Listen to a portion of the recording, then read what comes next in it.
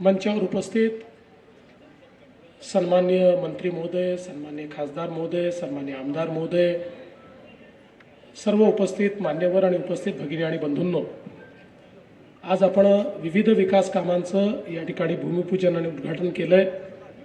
मी त्याबद्दल आपल्या सर्वांचं मनापासून अभिनंदन करतो। आपले आमदार राहुल आवाडेजी हे सातत्याने या इचलकरंजीच्या विकासाकरता या ठिकाणी प्रयत्नरत असतात।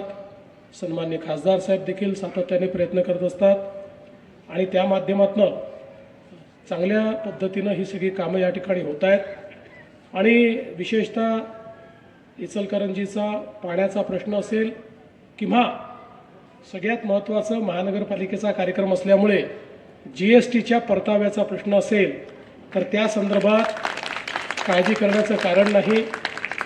जवळपास पुढच्या 5 वर्षाच्या जीएसटीच्या परताव्याच्या संदर्भात आम्ही त्या ठिकाणी सर्व जी काही प्रक्रिया आहे ती पूर्ण केलेली आहे आणि आपल्या मनाप्रमाणे जीएसटीचा परतावा आपल्या इचलकरंजीला मिळेल अशा पद्धतीनं मी आपल्याला आश्वस्त करतो।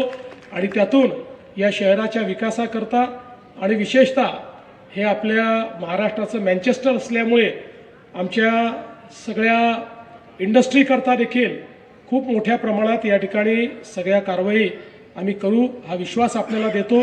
आणि पुन्हा एकदा आपल्या सर्वांचं मनापासून स्वागत करून अभिनंदन करून मी माझे 2 शब्द संपवतो। धन्यवाद। जय हिंद, जय महाराष्ट्र। धन्यवाद।